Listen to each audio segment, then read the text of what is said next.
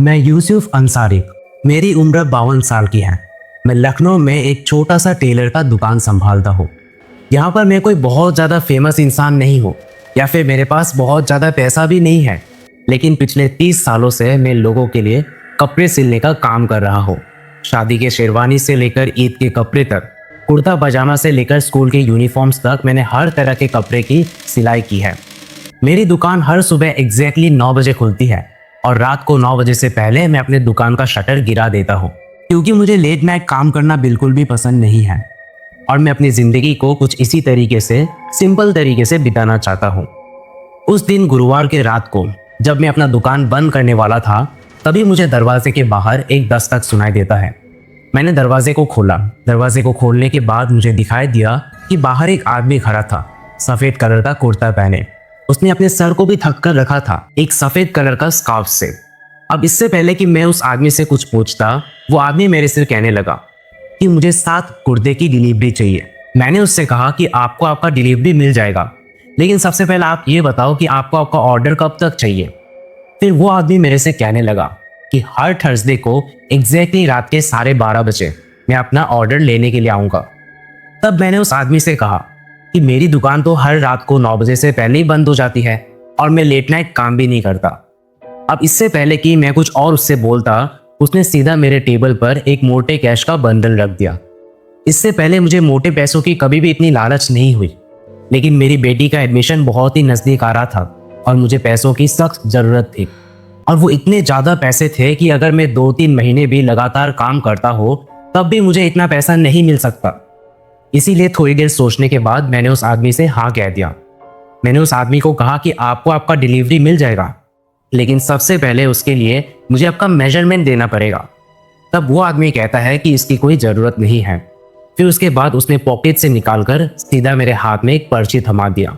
मैंने उस पर्ची को खोलकर देखा, तब मुझे दिखाई दिया कि वहाँ पर सभी के सभी मेजरमेंट्स काफ़ी एक्यूरेटली लिखे हुए थे। मैंने उससे पूछा कि आपका मेजरमेंट किसने लिया है। फिर उसने कहा कि ये आपके लिए ज़रूरी नहीं है जानना, आप सिर्फ अपना काम करो। मैं थर्सडे को रात के 12:30 बजे अपना डिलीवरी लेने के लिए आऊँगा। फिर एक हफ्ता बीत चुका था, थर्सडे का दिन आ गया। मैंने इस पूरे हफ्ते काफ़ी ज़्यादा मेहनत करके उसका कुर्ता सिलकर रेडी किया था। वो कुर्ता मेरे हिसाब से काफ़ी बेहतर बना था। फिर एग्जैक्टली रात के 12:30 बजे वो आदमी मेरे दुकान पर आता है अपना डिलीवरी लेने के लिए। उस आदमी ने सिर्फ और सिर्फ 10 से 15 सेकंड के लिए अपने हाथ में लेकर उस कुर्ते को चेक किया।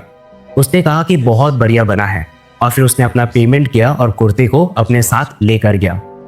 अब आने वाले 2-3 हफ्तों तक लगातार मैं उसी के काम में बहुत ज़्यादा बिजी था।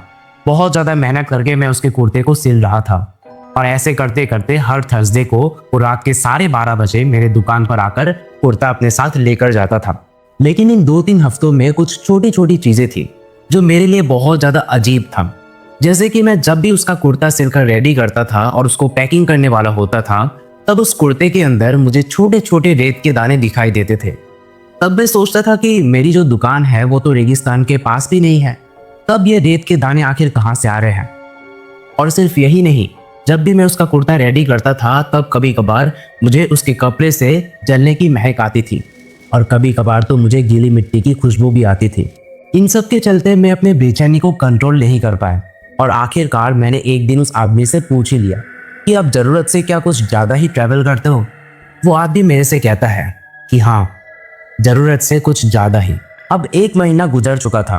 मैंने उस आदमी के बारे में या फिर उसके दिए हुए पैसों के बारे में किसी को भी नहीं बताया। इनफैक्ट अपने फैमिली को भी इसके बारे में इन्फॉर्म नहीं किया, क्योंकि मैं नहीं चाहता था कोई भी मेरे ऊपर शक करे। उस दिन थर्सडे को मैंने इमरान को कॉल किया।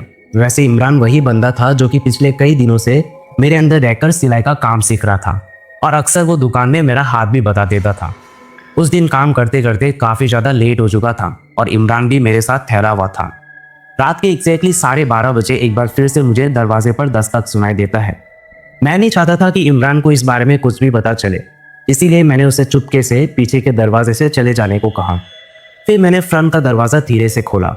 बाहर दिखाई दिया कि वही आदमी खड़ा है। वो आदमी सीधा मेरे दुकान के अंदर घुस जाता है और फिर से अपने हाथ में लेकर कुछ सेकेंड्स के लिए वो अपने कुर्ते को चेक करता है और फिर अपना पेमेंट करने के बाद वापस चला जाता है।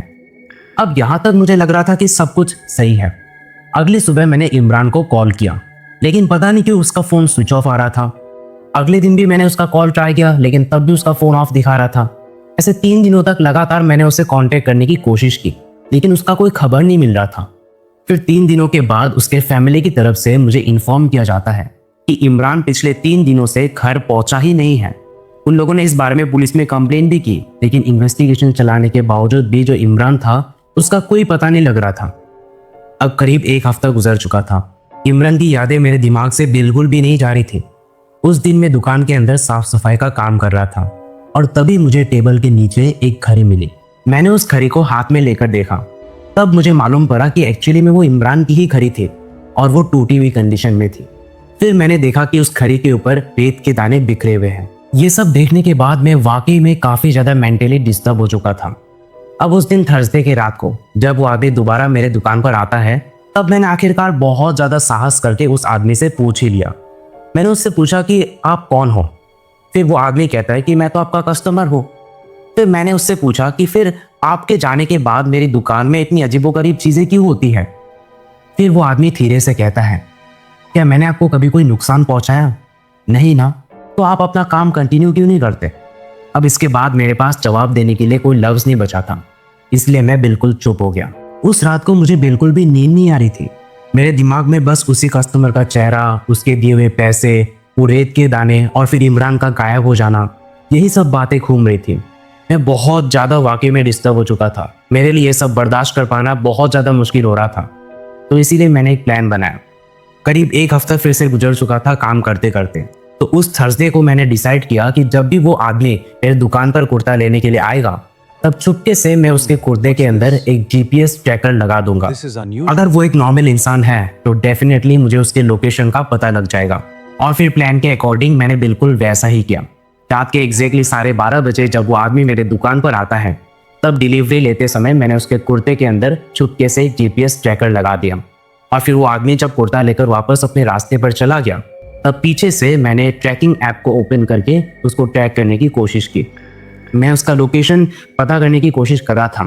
मुझे दिखाई दिया कि वो जो सिग्नल है वो पुराने शहर से होकर धीरे धीरे आगे बढ़ रही थी और फिर कुछ देर चलने के बाद वो सिग्नल अचानक से एक जगह पर रुक गई। मैंने उस जगह का लोकेशन अच्छे से चेक किया, तब मुझे मालूम पड़ा कि वहाँ पर एक बहुत ही पुराना शमशान घाटी है। ये देखकर मेरा दिल जोर जोर से धड़कने लगा था। मैंने जैसे तैसे अपना स्कूटर लिया और उस लोकेशन का पीछा करने लग गया। थोड़ी देर ड्राइव करने के बाद मैं उस जगह पर पहुंच ही गया। वहां पर पहुंचने के बाद मुझे दिखाई दिया कि वहां पर कोई भी नहीं है। चारों तरफ सिर्फ और सिर्फ एक अजीब सा सन्नाटा और चारों तरफ सिर्फ और सिर्फ डार्कनेस छाया हुआ था। वहां पर मैं थोड़ी देर के लिए उतर गया। फिर मुझे दिखाई दिया कि मेरे सामने एक बहुत बड़ी दीवार खड़ी है और उसके पास ही एक लोहे का गेट है जिस पर ताला लगा हुआ था। मैं वहां पर बस कुछ मिनट के लिए इधर उधर देख ही रहा था कि अचानक मुझे कहीं से हवा की आवाज़ आने लगी और उस हवा की आवाज़ के साथ साथ मुझे कपड़े हिलने की भी आवाज़ आ रही थी। मैंने इधर उधर देखा, फिर मुझे पता चला कि वहाँ पर एक पेड़ खड़ा है और उस पेड़ की डालियों पर कई सारे अंडरगारमेंट्स और कुर्ते लटके हुए थे।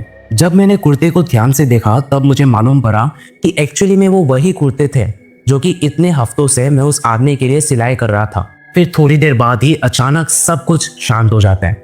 हवा चलना बंद हो चुका था, कपड़ों के लहराने की आवाज आनी बंद हो चुकी थी और तभी क्या होता है कि पीछे से अंधेरी में से मुझे एक हल्की सी आवाज सुनाई देता है। वो आवाज मेरे से कह रही थी, आखिर तुम यहाँ पर आ ही गए ना। मैं बहुत ज्यादा डर चुका था। डर के मारे मैंने जोर से पूछा, कौन हो तुम और कहाँ पर हो? उस आवाज ने हल्के से रिप्लाई किया, तुम जानना चाहते थे ना कि इतनी हफ्तों से तुम्हारी मेहनत कहाँ पर जा रही है। मुझे लगता है कि अब तुमको सब कुछ पता लग चुका है। और बस यही एक जवाब काफी था मुझे पूरी तरह से डरा कर रख देने के लिए। ये आवाज सुनते ही मैं तुरंत पीछे मुड़ा और लगातार वहां से भाग पड़ा। मैं भागते भागते मेन रोड तक जा पहुंचा बिना रुके। और जब मैं मेन रोड पहुंच गया, तब मैंने एक बार धीरे से पीछे मुड़कर देखा। तब मुझे दिखाई दिया कि वो जो बड़ी सी दीवार है और लोहे का गेट है, वहां पर अब भी ताला लगा हुआ है। ऐसा लग रहा था कि वो मानो काफी पुराने समय से वहीं पर खड़ी है, ऐसे ही वहां पर इतने सालों से कोई भी इंसान गया ही ना हो। ये वाला जो उस दिन मेरे साथ हादसा हुआ था, ये मेरे लिए बहुत ज्यादा डिस्टर्बिंग था। आने वाले 2 दिनों तक मैंने अपने दुकान को बंद रखा क्योंकि मेरे लिए उस सदमे से निकल पाना बहुत ज्यादा मुश्किल हो रहा था। आखिरकार काम करते करते आखिरी हफ्ता आ चुका था। फिर से एक बार थर्सडे की रात को एग्जैक्टली 12:30 बजे वही आदमी मेरे दुकान पर आकर खड़ा हो जाता है। वो अपना आखिरी कुर्ते का डिलीवरी लेने के लिए आया था, लेकिन मैंने इस बार बिल्कुल भी हड़बड़ी नहीं की। मैं बस कुछ समय के लिए उसके आंखों की तरफ ही देख रहा था। फिर मैंने उस आदमी से धीरे से कहा, मुझे माफ़ कर दीजिए, इस बार आपका कपड़ा रेडी नहीं हुआ है। फिर वो आदमी धीरे से मुझे कहता है, पिछले 30 सालों में तुमने जितने भी कपड़े सिलने का काम किया है, वो हर एक कपड़ा कस्टमर के शरीर पर एग्जैक्टली फिट हुआ है। तुमने आज तक कपड़े सिलने में कोई भी गलती नहीं की है। लेकिन क्या तुमने कभी सोचा कि तुमने मेरी जो मेजरमेंट है, मेरी शरीर की मेजरमेंट, वो तुमने कभी भी नहीं ली। तुमने अपने हाथों से मेरे शरीर को कभी भी नहीं छुआ है। तुम्हें आज तक मालूम ही नहीं पड़ा कि आखिर मैं कौन हूँ, और कभी भी तुमको मालूम पड़ने भी नहीं वाला। और बस ये एक अजीब सा स्टेटमेंट देकर वो हमेशा के लिए अपने रास्ते पर चला गया, और उस दिन के बाद वो कभी भी दोबारा दिखाई नहीं दिया। आने वाले कुछ सालों तक मैंने सिर्फ और सिर्फ कपड़े सिलने का काम ही किया है, लेकिन उस रात को मेरे साथ जो हादसा हुआ था, उसके बारे में मैं कभी भी किसी को समझा नहीं पाया, और मुझे नहीं लगता कि मैं कभी भी किसी को इस बारे में कभी समझा भी पाऊंगा, क्योंकि वो हादसा मेरे लिए वाकई में काफ़ी ज़्यादा डिस्टर्बिंग था। और बस यही वो इंसिडेंट था जो मुझे आप सबके साथ शेयर करनी थी। इस वीडियो को यहाँ तक देखने के लिए बहुत बहुत शुक्रिया। मैं आपसे मिलता हूँ एक और नई कहानी के साथ। तब तक के लिए stay safe and good night.